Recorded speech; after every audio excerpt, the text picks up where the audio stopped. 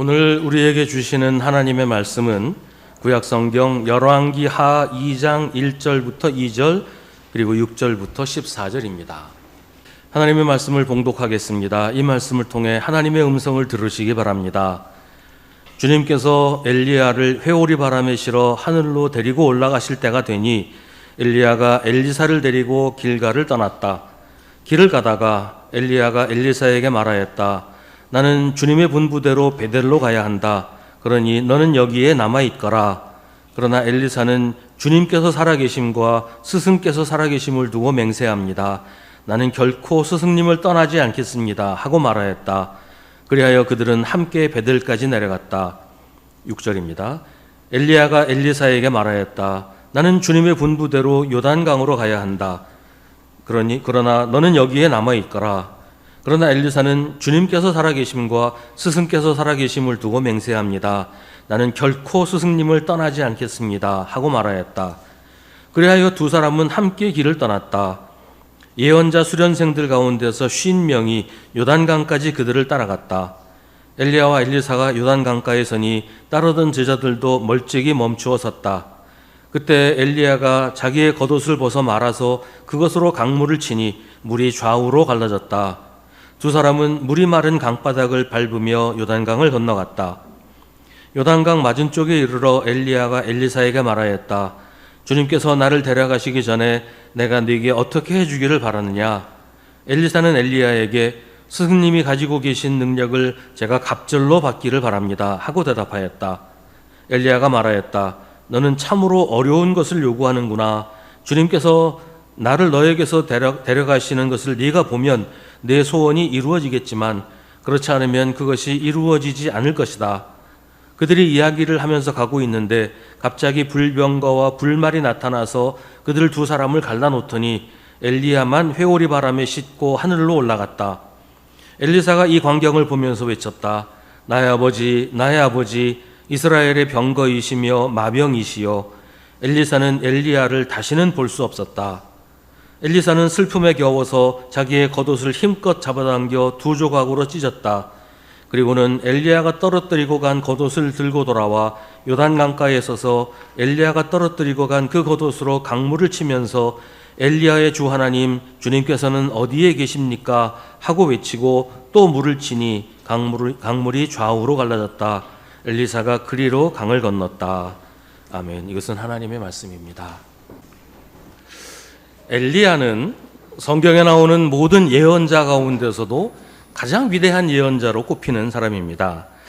구약 성경에 나오는 하나님의 사람들 가운데 율법을 대표하는 모세와 가장 위대한 왕인 다윗과 함께 가장 위대한 예언자로 엘리야를 꼽습니다. 예수님이 변화산에서 거룩하신 모습으로 변화하셨을 때 모세와 함께 예수님과 이야기를 나누던 사람이 바로 엘리야였습니다. 구약성경 말라기는 주의 크고 두려운 날이 이르기 전에 내가 너희에게 엘리야 예언자를 보내겠다고 하는데 이 말은 진짜로 엘리야가 하늘에서 다시 세상으로 내려온다 그런 말이 아니고 엘리야와 같은 위대한 예언자를 보내신다는 말입니다. 사람들은 예수님을 다시 온 엘리야라고 생각하기도 했는데 예수님은 세례 요한이 말라기에서 말하는 엘리야라고 하십니다. 엘리야의 사역은 열왕기 상하에 걸쳐서 자세하게 기록이 되어 있는데요. 성경에 나오는 엘리야의 모습은 한 나라를 흥하게도 하고 망하기도 할 정도로 아주 엄청난 것이었습니다. 그런 위대한 예언자 엘리야도 이제 세상을 떠날 때가 되었습니다. 바울이 고백한 그 모습이 정말 잘 어울리는 그런 모습이에요. 나는 이미 부어드리는 제물로 피를 흘릴 때가 되었고 세상을 떠날 때가 되었습니다. 나는 선한 싸움을 다 싸우고 달려갈 길을 마치고 믿음을 지켰습니다. 내가 나의 달려갈 길을 다 달리고 주 예수께 받은 사명 곧 하나님의 은혜의 복음을 증언하는 일을 다 하기만 하면 나는 내 목숨이 조금도 아깝지 않습니다. 아마 이게 엘리야의 마음이기도 했을 거예요. 아무리 위대한 예언자라고 해도 아무리 능력 있는 하나님의 일꾼이라고 해도 사역을 마쳐야 할 때가 있고 떠나야 할 때가 있는 법입니다. 세상에서는 무엇도 영원할 수 없습니다. 언젠가는 멈춰야 하고 언젠가는 떠나야 합니다. 그 때를 아는 것이 지혜이고 그 때를 감당하는 것이 또한 믿음입니다. 엘리야는 이제 세상을 떠날 준비를 합니다. 제자인 엘리사와도 헤어질 준비를 해야 합니다. 엘리사도 아마 엘리야가 지상에서 마지막 순간을 보내고 있다는 것을 알았던 것 같아요. 엘리야는 자꾸 엘리사를 떠나보내려고 하고 엘리사는 절대로 스승의 곁을 떠나지 않겠다고 합니다. 2절에서 엘리야는 엘리사에게 나는 주님의 분부대로 베델로 가야 한다. 그러나 너는 여기에 남아있거라. 또 6절에서 엘리야는 엘리사에게 나는 주님의 분부대로 요단강으로 가야 한다. 그러나 너는 여기에 남아있거라. 엘리야는 왜 자꾸만 엘리사를 떠나보내려고 하는 것일까요? 이미 엘리야는 엘리사를 후계자로 삼으라는 하나님의 말씀을 들었어요. 열왕기상 19장 15절부터 17절은 너는 돌이켜 광야길로 해서 다마스쿠스로 가거라. 거기에 이르거든 하사엘에게 기름을 부어서 시리아의 왕으로 세우고 또 님시의 아들 예후에게 기름을 부어서 이스라엘의 왕으로 세워라. 그리고 아벨무훌라 출신인 사밧의 아들 엘리사에게 기름을 부어서 내 뒤를 이을 예언자로 세워라. 하사엘의 칼을 피해서 도망하는 사람은 예후가 죽일 것이고 예후의 칼을 피해서 도망하는 사람은 엘리사가 죽일 것이다. 라고 하나님께서 이미 엘리야에게 말씀하신 바가 있단 말이죠. 근데 왜 엘리야는 마치 엘리사가 자기 후계자가 아니기라도 한 것처럼 자꾸만 헤어지려고 하는 것일까요? 엘리야는 엘리사가 자기의 뒤를 이을 예언자가 될 걸 알고 있었어요. 하지만 그건 어디까지나 하나님이 하실 일이었습니다. 자기가 할 일이 아니었어요. 하나님이 엘리사를 예언자로 세우실 것이지 내가 엘리사를 예언자로 임명할 수 있는 일이 아니란 말이죠. 그래서 자기가 나서서 엘리사를 후계자로 임명하는 절차를 진행하려고 하지 않았습니다. 엘리야는 하나님이 하실 때까지 기다리면서 엘리사가 하나님의 예언자가 될 준비를 하도록 기회를 주고 있는 거예요.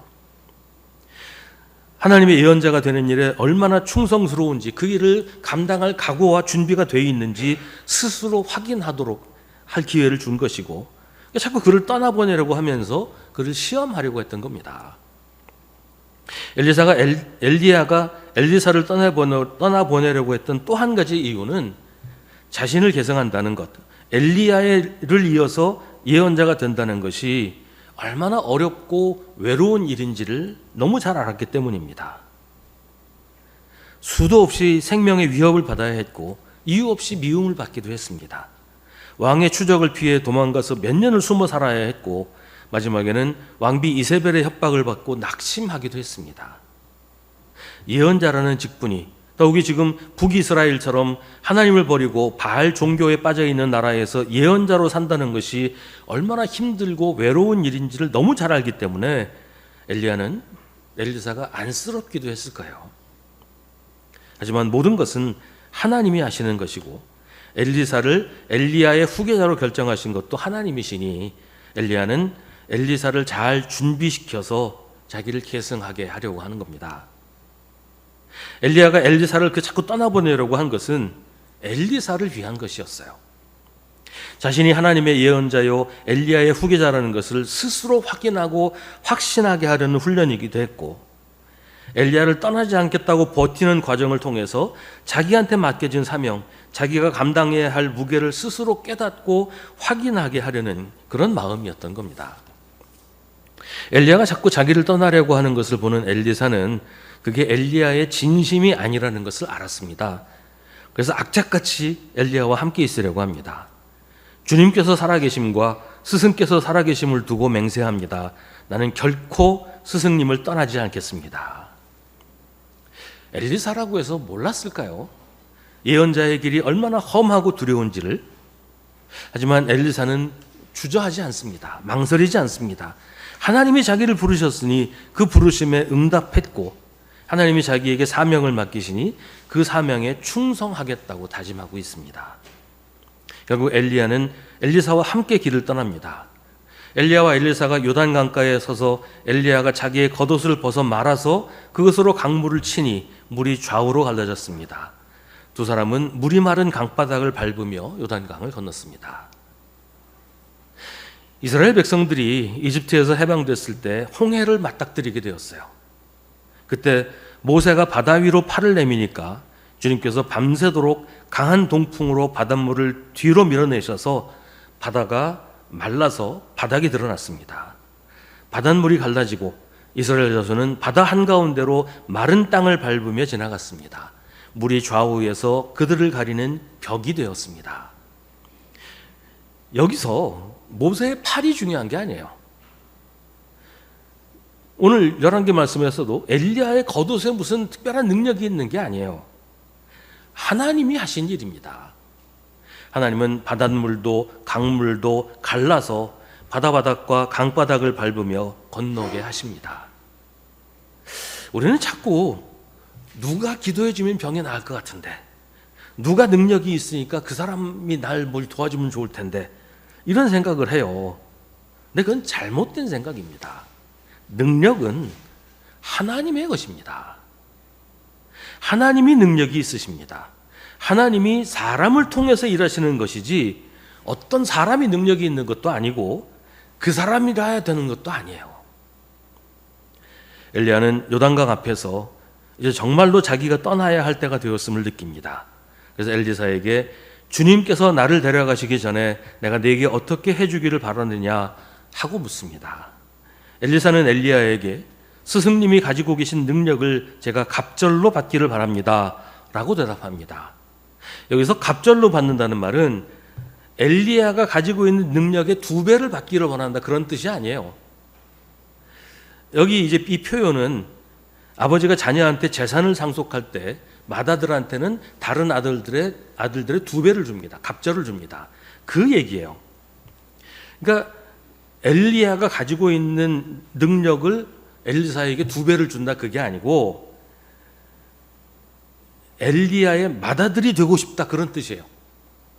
그러니까 뭐 혈통으로 맏아들이 되는 건 아니고 엘리야의 정당한 후계자, 엘리야의 뒤를 이어서 이스라엘을 대표하는 예언자가 되고 싶다, 나를 그렇게 인정해 달라, 그런 얘기입니다. 근데 그것도 엘리야 마음대로 할 수 있는 일은 아니었어요. 뭐 가축이나 땅 같은 재산이라면 뭐 그렇게 줄 수 있었겠지만 엘리야의 능력은 엘리야의 것이 아니라 하나님의 것이기 때문에 엘리야가 주고 말고 할 수 있는 것이 아니었단 말이죠. 하나님이 주셔야 하는 것이었습니다. 그래서 엘리야는 너는 참으로 어려운 것을 요구하는구나. 주님께서 나를 너에게서 데려가시는 것을 네가 보면 네 소원이 이루어지겠지만 그렇지 않으면 그것이 이루어지지 않을 것이라고 말합니다. 나와 마지막 순간까지 함께 있으면 나의 정당한 후계자가 될 것이다. 다시 말하면 나의 후계자라면 마지막 순간까지 나와 함께 있어야 한다는 얘기입니다. 마지막 순간까지 함께 있어야 한다는 것이 오늘 이 엘리사처럼 꼭 옆에 딱 붙어 있어야 된다, 그런 뜻은 아니에요. 마음과 뜻이 끝내 변하거나 떠나지 않고 함께 있는 것을 말하는 겁니다.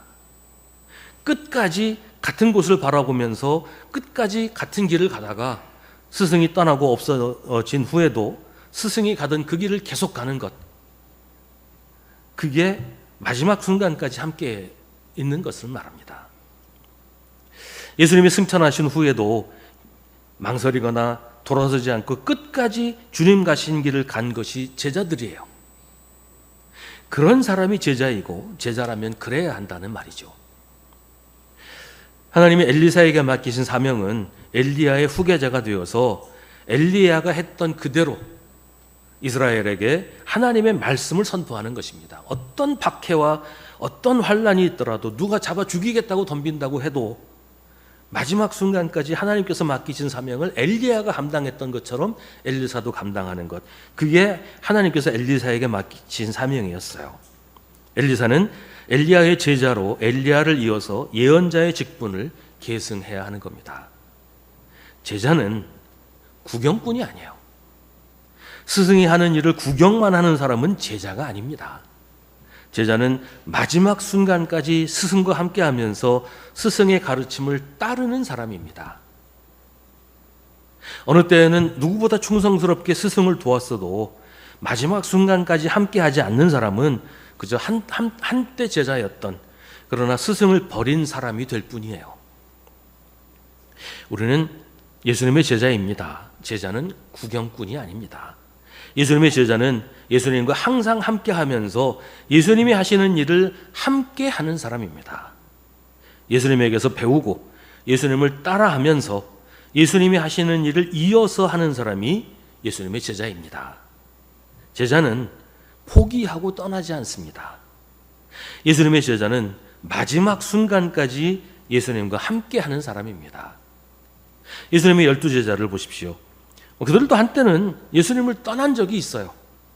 예수님이 십자가에 달리실 때 그 옆에는 예수님이 사랑하시는 제자 말고는 아무도 없었습니다. 하지만 그들은 다시 예수님께 돌아왔습니다. 가룟 유다를 제외하고는 모두 예수님께로 돌아와서 마지막 순간까지 자기의 생명이 다하는 그 순간까지 주님과 함께하면서 주님이 맡기신 일을 했습니다. 예수님의 직접 제자는 아니지만 사도 요한의 제자인 폴리갑은 로마 군대에게 잡혀서 원형 경기장에서 화형을 당하게 됐습니다. 로마 군대는 폴리갑에게 한 번만 예수님을 부인하면 살려주겠다고 제안을 합니다. 하지만 폴리갑은 그 제안을 거부합니다. 나는 86년 동안 예수님을 섬겨왔는데 그동안 예수님은 한 번도 나를 부인하신 적이 없습니다. 그런데 내가 어떻게 나를 구원하신 나의 왕을 부인할 수가 있겠습니까? 그러면서 담담하게 화형을 당했다고 합니다. 그런 사람이 제자입니다. 물론 모두가 폴리갑일 수는 없어요. 그런 일을 감당하기에는 너무나 버거운 사람도 많이 있죠.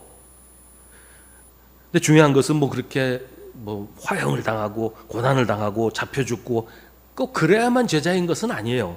다만 마지막까지 주님과 함께 해야 한다는 거예요. 내 마음으로, 내 정성으로, 내 믿음으로 마지막까지 주님과 함께 하는 사람이 제자입니다. 단 한순간도 나를 모른다고 부인하지 않으시는 예수님을 끝까지 부인하지 않고 마지막까지 예수님을 믿고 따르는 사람이 예수님의 제자입니다.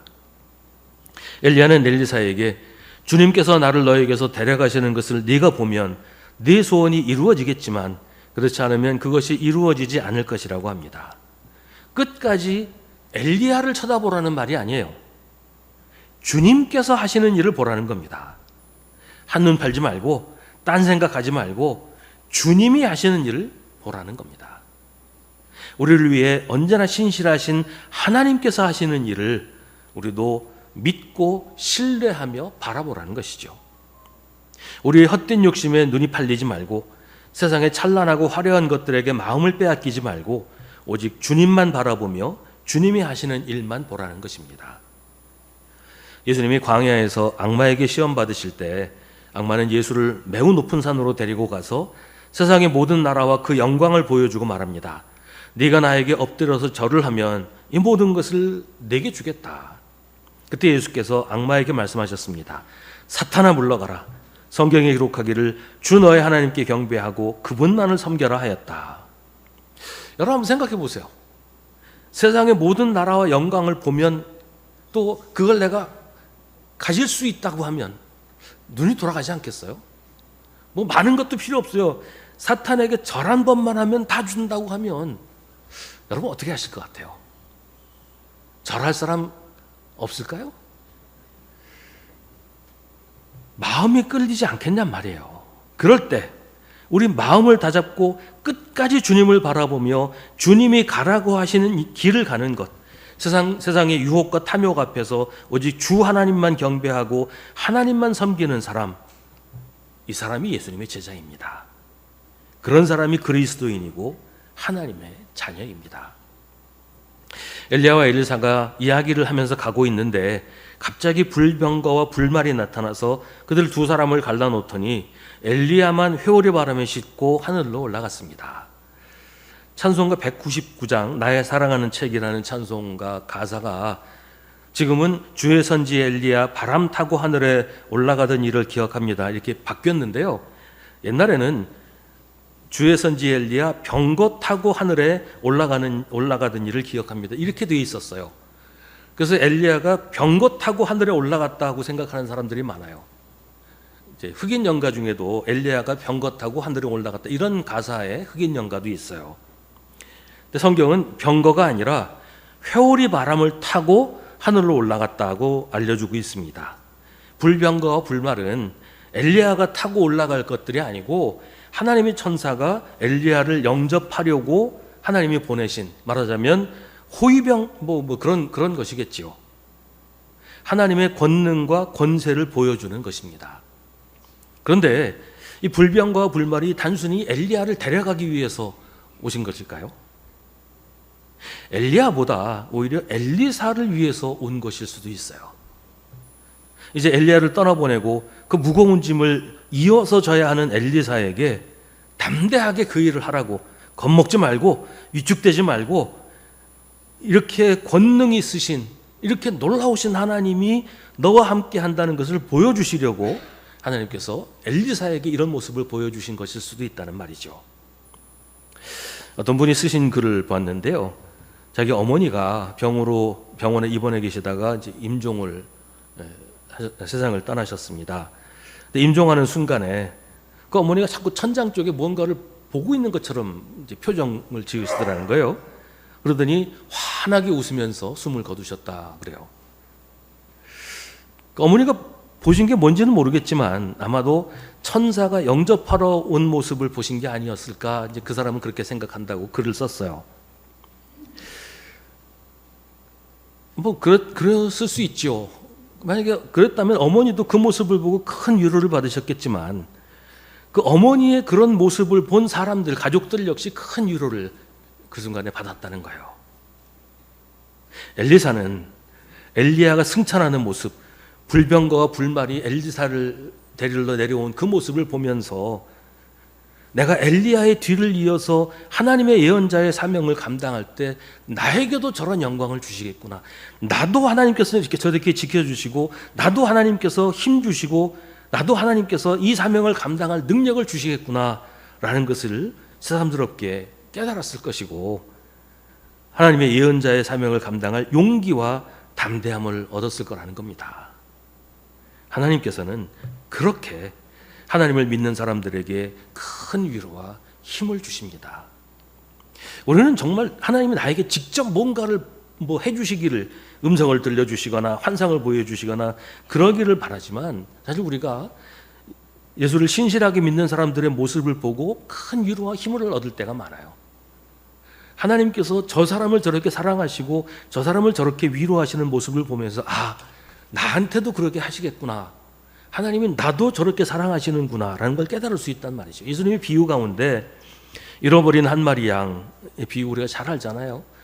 99마리 양들을 그냥 두고 그 한 마리 양 찾아서 온 산을 헤매고 다니는 목자의 모습을 그 남아있는 99마리 양들이 보고 무슨 생각을 했겠어요? 불만스러웠을까요? 아니, 우리 99마리보다 저 한 마리 양이 더 귀하단 말이야, 왜 우리 내팽개치고 저 한 마리 찾으러 다니는 거야? 말도 안 들어서 어긋난 그 양 찾으러 다니는 거야? 그렇게 생각했을까요? 저는 그렇지 않았을 것 같아요. 거기 남아있는 99마리의 양들은 내가 길을 잃어버려도 목자는 끝까지 나를 찾아낼 거야, 내가 목자에게서 떨어져서 늑대의 습격을 받더라도 목자는 끝까지 나를 찾아와서 나를 지켜줄 거야, 이렇게 생각하지 않았겠느냐 말이에요. 다른 사람의 모습을 통해서도 우리를 사랑하시는 하나님이 그 사랑을 우리가 깨달을 수가 있다는 거예요.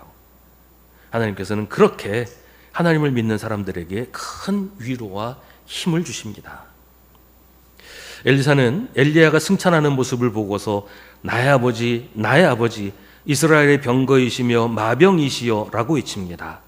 한 나라를 붙잡고 지킨 위대한 예언자를 향한 작별 인사입니다.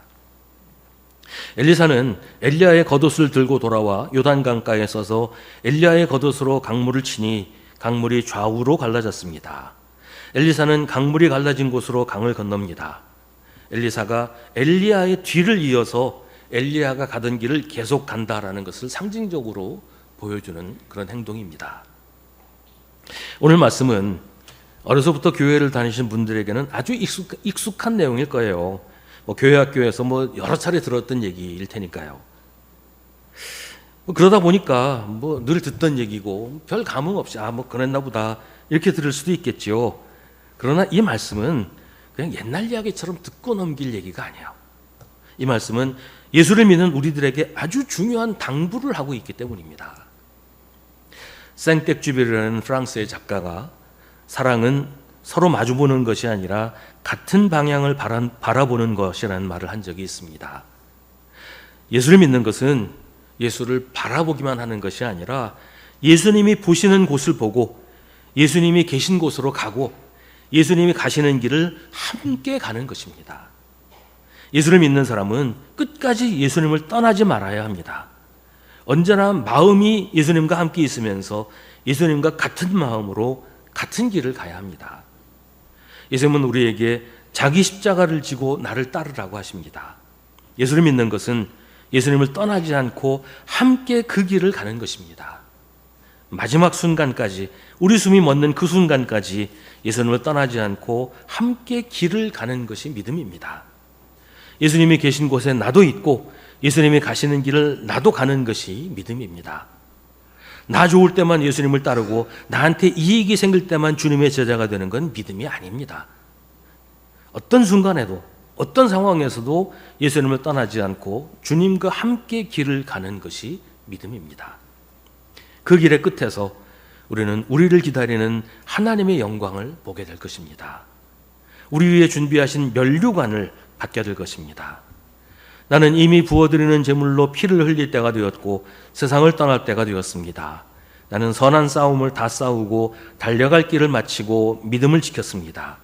이제는 나를 위하여 의의 면류관이 마련되어 있으므로 의로운 재판장이신 주님께서 그날에 그것을 나에게 주실 것이며 나에게만이 아니라 주님께서 나타나시기를 사모하는 모든 사람에게도 주실 것입니다. 바울의 이 고백이 우리 모두의 고백이 될 때 우리의 다음 세대도 마치 엘리야의 뒤를 이어받은 엘리사처럼 우리의 믿음과 우리가 받을 영광을 보면서 위로를 얻고 믿음을 다지고 우리의 뒤를 이어서 주님의 제자가 될 것입니다. 기도하겠습니다. 하나님, 우리의 짧은 안목으로 주님을 이해하려고 하니 오히려 주님을 더 모르게 되었습니다. 긴 시간 변함없이 주님의 계획을 이루어 가시는 주님을 우리의 짧은 경험과 지식으로는 알 수 없다는 것을 인정하게 하시고 주님을 신뢰하고 순종하는 믿음을 가지게 하여 주옵소서. 주님이 우리를 위하여 오래전부터 계획을 세우셨고 지금 그 계획을 하나하나 이루어가고 계신다는 것을 분명히 믿고 주님의 뜻을 따르게 하여 주옵소서. 우리가 언제나 주님의 뜻 안에서 살고 있음을 잊지 말게 하여 주옵소서. 예수님의 이름으로 기도하옵나이다. 아멘. 우리 구주 예수 그리스도의 은혜와 하나님 아버지의 사랑과 성령의 사귐이 주님을 예배하는 사랑하는 주님의 자녀들에게 언제나 언제까지나 함께 하시기를 간절히 축원하옵나이다. 아멘.